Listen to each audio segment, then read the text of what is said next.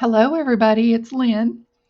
I thought today I'd show you how to make fringe earrings like this, kind of the Native American inspired earrings. This is pretty easy to do. I don't think you'll have problems with it, but I'm going to go very step by step for you. This part is exactly like the part where we made the ends for that 7-row gemstone chip bracelet. We're using ladder stitch and brick stitch. And then the rest obviously is very, very easy. This is all easy, but it does take a little practice. So what I'm using to make the earrings, I'm using 12 millimeter bugle beads, twisted bugle beads. I got these from Potomac Bead Company. I'm using size 11 Tohos in cobalt, iris, and gold. I have wire guardian. I have an earring binding. And for the bottom, I'm using these, they're called Shoji beads, I think. They're just a little bitty drop, as you can see. Okay, that's what I'm putting on the bottom. But you can put whatever you want. If you want to put little charms on it, or if you just want to put a bead on it, that's perfectly fine. You do whatever you want to do. You have complete creative control. The ones I've made are 11 beads wide, and you can also make them wider or narrower. That's completely up to you. It just depends on how many beads you start out with in your base row. But we're going to do ladder stitch for that base row, and I'm also using 8-pound Fireline. Y'all know I usually use 6-pound, but I'm going to use 8-pound on this because bugle beads love to cut thread. They're sharp edges. Especially the ones that are less, have a little bit less quality than the Miyuki. These are Miyuki, and they probably, in my opinion, are the best bugle beads made. So pick up 2 bugle beads, bring them down to the end of your thread, leave yourself about a 5-inch tail so you can sew them back in. Fold them over, go back up through the first bead. Okay, it's going to look like so. Come down through the second bead. Now, because this is the first stitch, I'm going to reinforce it. So I'm going to go back up that first bead and then back down the second bead. My voice is cracking already, y'all. I tell you what. Okay, we pick up another bugle bead, and I went ahead and counted out my 11 because I don't want to have to keep counting the beads. Okay, so our next one, we just bring it on down, hold it in place and pull. Don't try to pull it in place with your thread because you'll cut it. And come back up. Pick up another bead. Go up from the bottom. Put your bead in place and pull. Back down through the bead you added. Pick up another. Go in the opposite direction that your thread is coming out. See, we're coming out the bottom, so I'm going in the top. We're chasing that tail. Okay, put him in place and pull. Back up. It's just, doing the same thing over and over. Okay.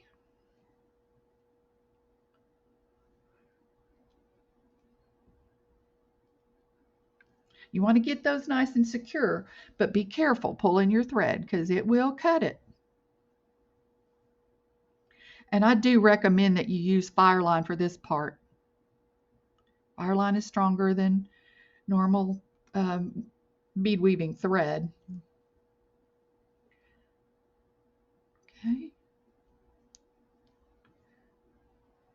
Anytime I use bugle beads, I use Fireline because they like to cut.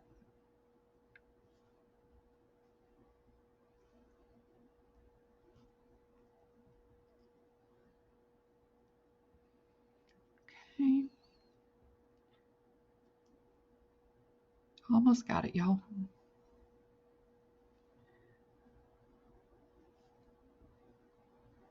Well,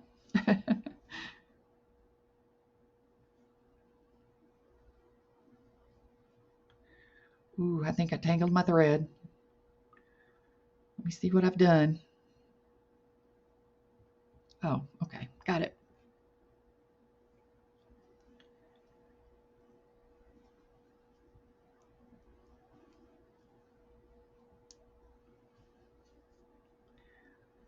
All right, 2 more, y'all. Up.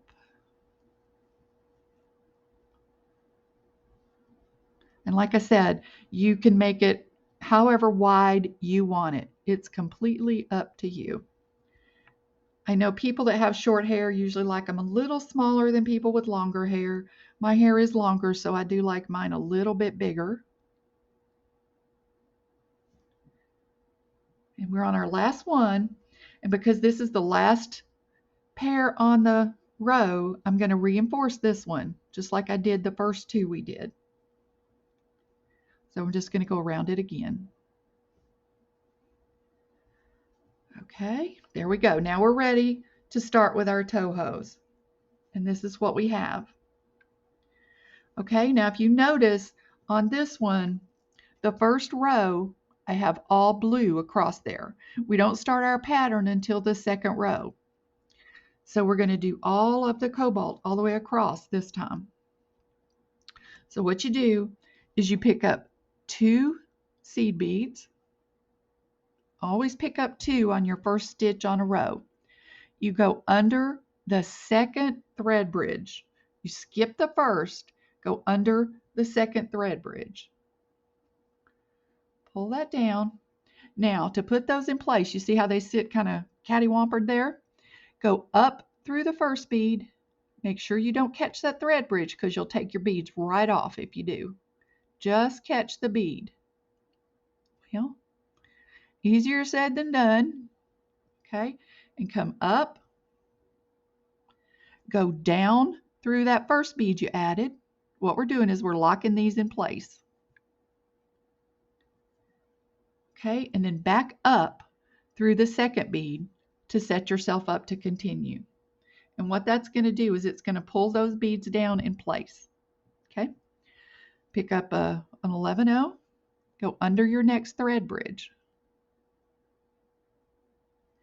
And we're going to do this all the way across. And then we're going to turn around and I'm going to show you how to start our pattern. So I'm going to pause this long enough to finish this row and I'll be right back, okay? Okay guys, I have our first row put down. So we have our blue all the way across, and now on the next row we start our pattern. Now if you look at this very closely, you can see that the way you make this pattern is the second row is where we start it, and we're going to pick up first a blue bead and then a gold bead, and then we're going to do gold all the way across except for the very last bead, and there goes it. We'll put another blue one, and then from then on it's the same all the way through the earring. We're going to pick up a blue and a gold, and then blue, and then gold and blue at the end. So we're doing the same thing all the way across, back and forth. So I'm going to do this first row with you and start the next row, and then I'm going to let you finish it on your own, okay? Because this is not difficult, and I know y'all can do it. So on the second row, pick up a blue and a gold. Go under the second thread bridge and pull. Go back up through the gold, making sure you don't catch the thread bridge doing so. Back down through the blue.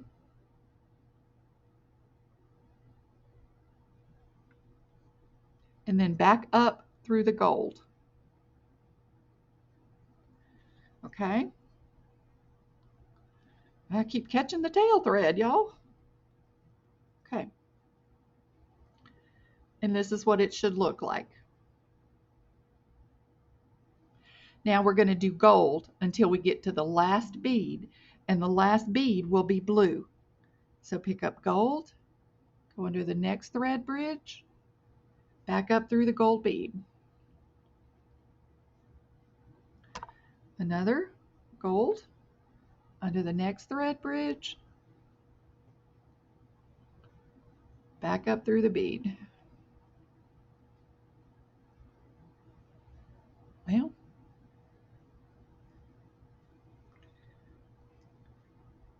just keep going till you get to that last thread bridge. Okay, guys, as you can see, the last row has just 2 blue beads. So we're ready to do that. So I've got my 2 beads on the needle, and I'm going under that second thread bridge, which is the last one.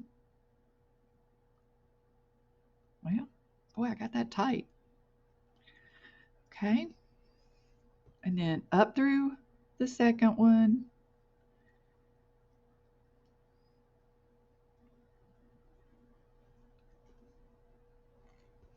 Down through the first one.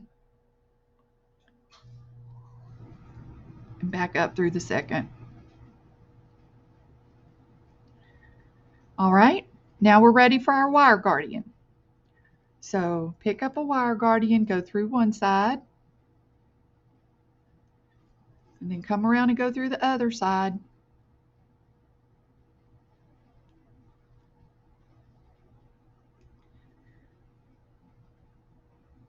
And then down through that other bead. Now when you pull, hold your wire guardian between your fingers to force that thread into the channel, okay? Then go back up through the other bead and the wire guardian. We want to reinforce.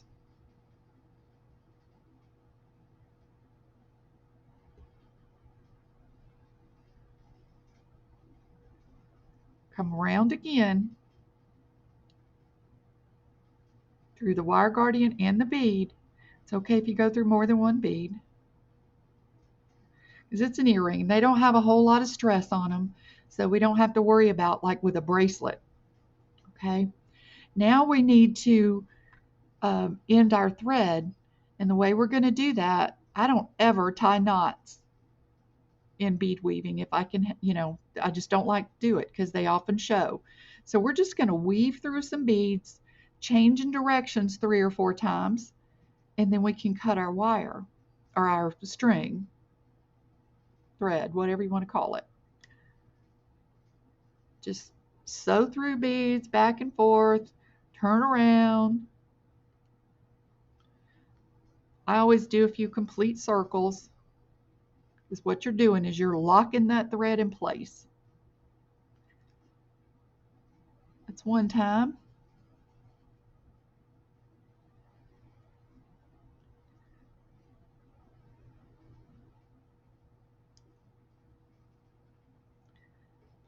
That's 2.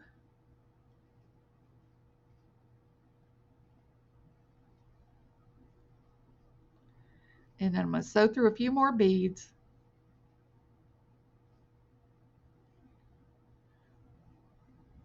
Just moving that thread around. I'm going to turn around one more time,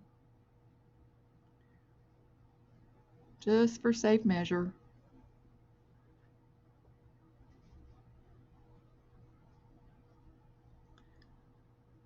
Go through a couple more beads, and then I'm going to cut my thread. Okay. And you're perfectly safe to cut that thread by now. So go ahead and do that. And then put your needle on the tail thread.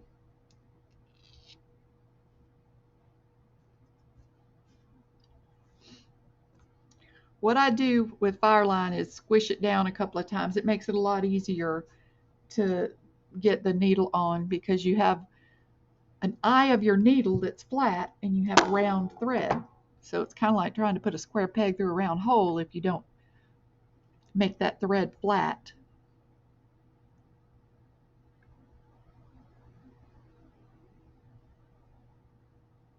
Oh.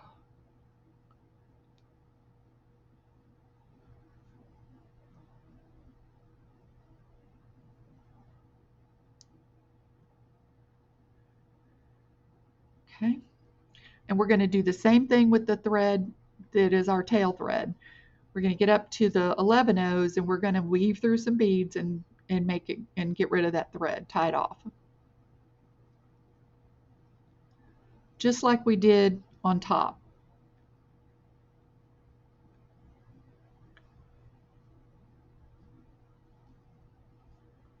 Just getting up to the body of the piece.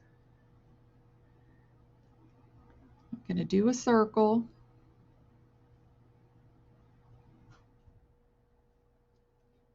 Oops, be careful, don't catch your wire guardian like I just did. That's one. I'm going to do one more. This is locked in pretty good, so you don't have to worry about it much.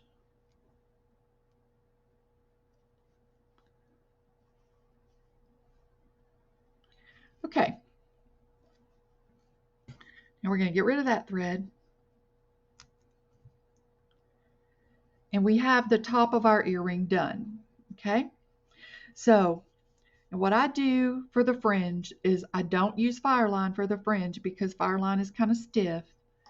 I'll use a normal thread. This is, it's not Nymo. I think it's S-Lon thread. So I'm going to pull off a pretty good piece of it because, you know, we're going to go up and down with those fringes. And I really don't want to have to put on a new thread if I can help it. So get your needle threaded, get your 11 O's, your bugles, and your whatever you're going to use for the bottom out, and come on back, okay? And I'm going to thread my needle, weave it in, and come out an end bugle bead, and I'll be back. Okay, so get that done and come on back. Okay, guys, as you can see, I have this set up and ready to go to put our fringe on.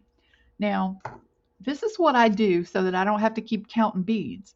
I write down what I've done on the previous earring so I know how many beads to pick up. Now, I make the adjustment of length here in the number of beads I put on here, and then everything from there down is exactly the same. So what I've done is on the first row, I pick up 10, on the second 11, and so forth till I get up to the middle.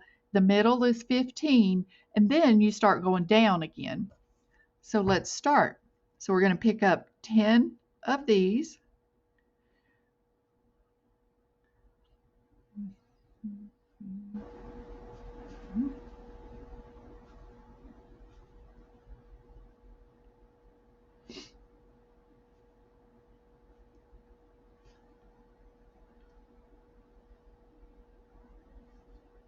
Okay, and then I'm picking up 3 gold, another 3 blue, a bugle bead, 3 gold, 3 blue, 3 gold, and one of our Shoji beads. These are kind of like little drops. Let me show you the hole. The hole goes through the bead like that, and that creates the little drop. So we want to pull these all the way down. Okay, and then we're going to go back up through everything except that Shoji bead. Okay, now here, hold them against your finger like that, because if you don't, you run the risk of splitting your thread. And if you split that thread, I'm going to tell you right now, it is nearly impossible to correct that.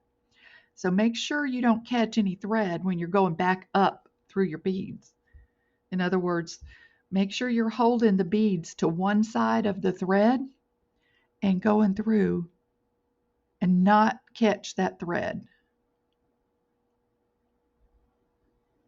Just go through however many you can. Don't worry about how many you've gone through till you get all the way back up to our triangle. Then go up through that same bugle bead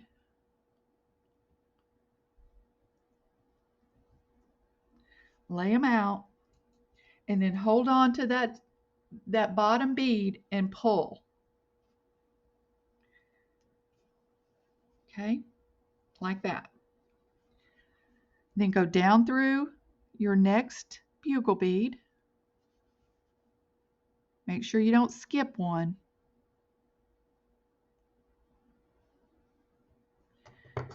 Now this is where I mark off on my note that I've done the 10. Okay, so I'm coming through that bead. Now I'm picking up 11.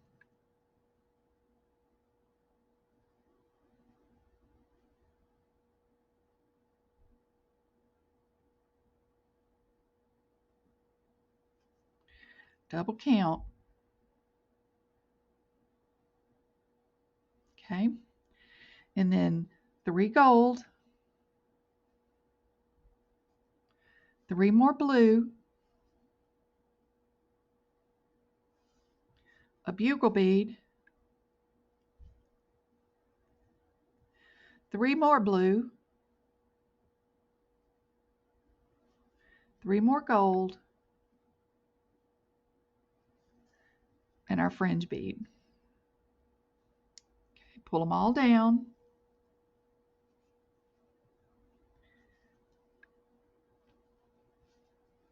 And go back up through everything except your fringe bead. Remember, hold them against your finger and go back through them.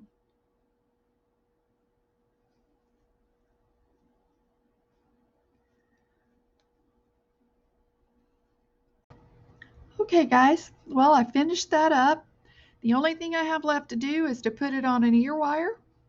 So I'm going to open that, slide the earring on, and close it back up, and we will have a cute pair of earrings. All right, there we go. Okay guys, I hope you make yourself a pair of these. They're a lot of fun to wear. They get a lot of attention. And remember, like I said, you don't even have to use bugle beads if you don't want to. You can do this all with seed beads. You can use any size you want. You can make it as wide or as narrow or as long or as short as you want.